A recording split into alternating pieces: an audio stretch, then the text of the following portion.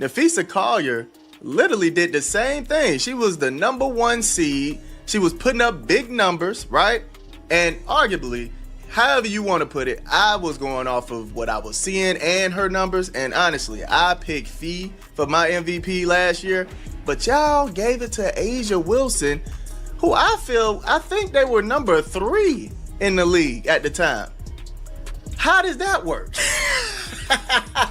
How does that work? All of a sudden now being the number 1 spot holds weight. Now it matters. Now y'all want to put that into the qualifications, huh? To being an MVP. But last year, you wouldn't give it to Fee.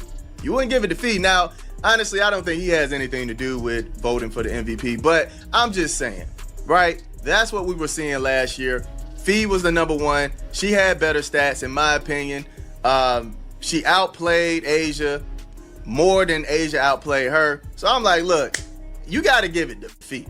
You got to give it to Fee. But somebody needs to tell you exactly what happened inside that arena last night, because this story is absolutely insane, and it directly challenges everything the media gatekeepers have been feeding you for the past several months.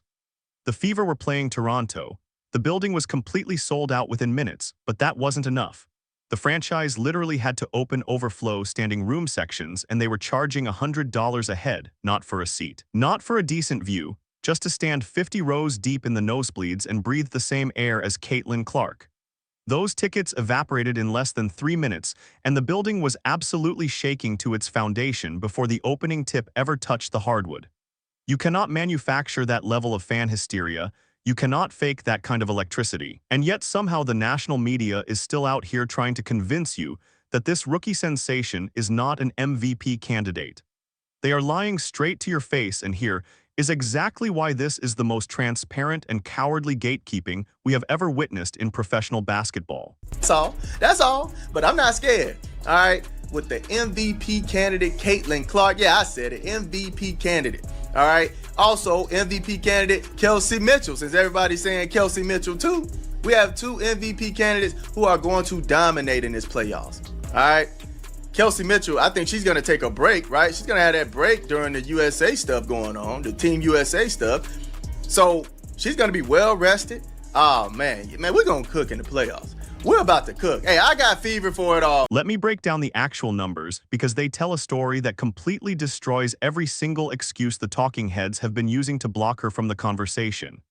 Caitlin is dropping 26 points per night, dishing out 10 assists, commanding the entire offense, and she literally leads the entire league in assists while sitting at the top of the scoring mountain.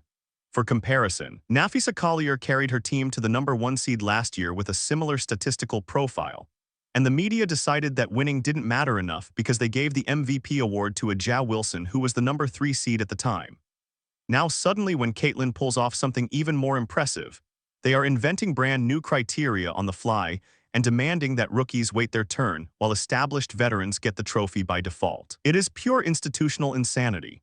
But here is the most damning evidence that destroys their entire argument.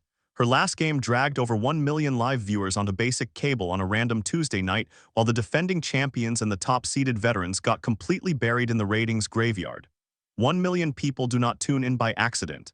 They tune in because she delivers electrifying drama that makes your heart actually pound in your chest. And that is the textbook definition of most valuable to the sport itself. But yeah, I think that would be the main team for me. They seem to play great defense, make it a hassle to find good looks, and they find a way to score, man. I mean, they didn't even shoot that well in the last game, I believe, if I'm not mistaken. They didn't shoot that well, but they did a great job having their defense turn into offense. So yeah, that'll be the main team I would want to avoid. But hey, I'm not scared of them. If we see y'all in the playoffs, just know y'all gonna catch that fever. You better have your medicine on you. We're turning on fire right now. We're heating up. Come on, man. Nobody's scared of y'all.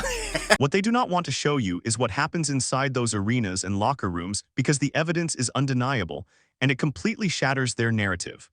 Watch how veteran opponents start the game throwing elbows and talking trash, trying to intimidate her mental composure early on.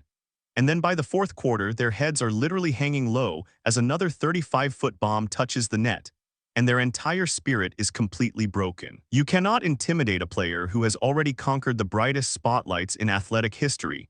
And that is why opposing coaches are staying up until 3 in the morning diagramming emergency defensive schemes, because they know traditional drop coverage is going to get absolutely ripped to shreds. The chemistry inside the Indiana locker room is boiling over into something genuinely special, because her teammates are cutting with violent intention, knowing the pass is arriving right on time, and everyone on that floor is dialed in, playing with desperate hunger. They are no longer playing like intimidated youngsters trying to survive in a brutal professional league. They are hunting down established contenders and playing like they own the entire building every single night.